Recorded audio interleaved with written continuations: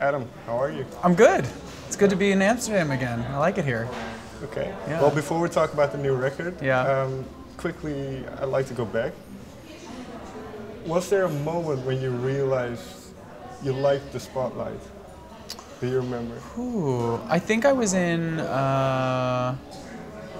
first grade, and we did a play, and it was the Shoemaker and the Elves, and I was the Shoemaker, and it was good to be like the lead. I liked the attention for sure. And well, maybe it's too difficult and it's too long ago, but do you remember how it went? Yeah, it went well. It was. I don't remember my lines, if that's what you mean. No, No. I don't remember any of the lines. No, but I remember it was cool. I liked it. And I was a kid that was pretty tall, pretty quick. Like I was taller than the rest of the kids, so I was like a big kid. And yeah, I just liked that I was holding it down. When did the singing part come into it? Well, when I was about 10, my parents put me in a children's theater group, and the theater group did all musicals. So I started singing at that point, and a couple years into that, I remember kind of realizing like, oh, I think I'm better at this than the other kids. Like the directors were putting me first and casting me in the parts that were harder to sing, and I liked getting that validation, I think. And I really I liked singing, I enjoyed it. But did you know immediately that you were quite good? Well, I didn't know, I mean, obviously back then I was a kid, I didn't know how good, if I was a kid, but I knew that I was better than some of the other kids, so. Okay. Yeah. So, well, what I'm trying to get at is your new album is called Original High. So is the joy, or you can call it the high you get from singing and performing, is that still the same as it was back then? I mean, it's changed a little bit. Now I'm used to the high that I get from performing, but I still like it a lot. Is it one of those things where when people are addicted to something, where they can get the same high, but it's never as good as the first time? And Right. That's what the song's about. Okay. It's about chasing the original high. It's about like trying to recreate the first time, and how that can be really nice to be nostalgic, but how oftentimes you kind of don't quite actually find it again. The first time is like the greatest time. Do you think it's possible to get back to that first time? I mean, it's certainly possible to convince yourself or to get close. Is there a moment in your life that you thought you were close? Well, it depends on what kind of high we're talking about, really, because there's a lot of them. No, but especially the joy of singing. The joy of singing live. I mean, I don't know. I mean, because I think through the years, it's I've grown up doing it, so it also has to do with the place that you're in when those original feelings happen, and I mean, like for example, the first time I was on television singing, that was really intense. And the adrenaline rush I got from that was unbelievable. Like doing American Idol was just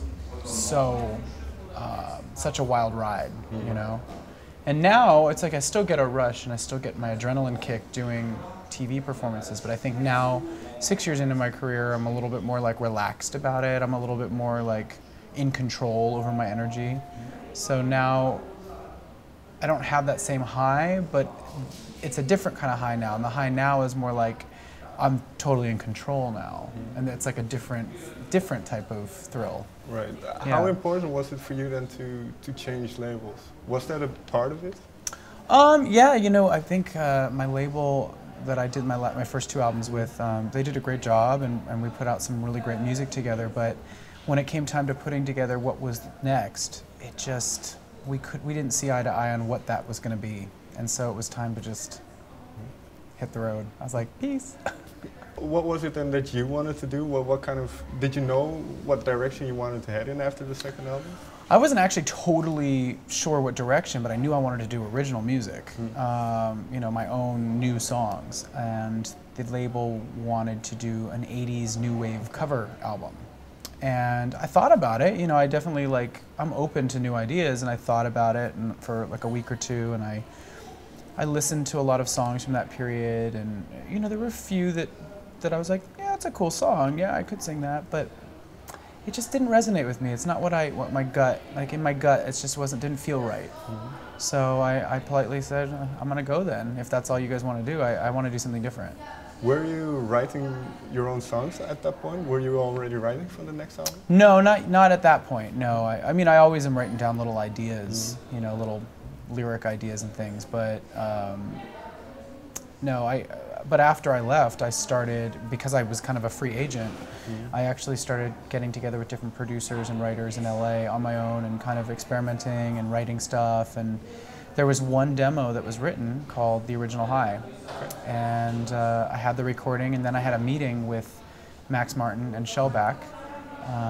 And I played the song for them, and they said, wow, this is not what we expected from you at all. We really love this. And Shellback had all these ideas of what he could do to make the track even better. And I think that was the thing that really inspired them to say, hey, well, we would love to executive produce your whole album. And to me, at that point, since I had just left, and which was a little scary to do, I was so relieved. Because these two guys are some of the best in pop, and I respect them a lot. I had worked with them on my first album, on my 2 big songs that came off of that album, so it was nice to kind of come back and have them want to take even a bigger part in the project. In that period then, between leaving your last label and then meeting up with Max and Shellback, where was your mind at? Were you a bit lost in terms of what you wanted to do, or? I mean, I don't know if lost is the right word, but I wanted some, you know, I work best in a team. I work well as a collaborator. That's my strength, I think.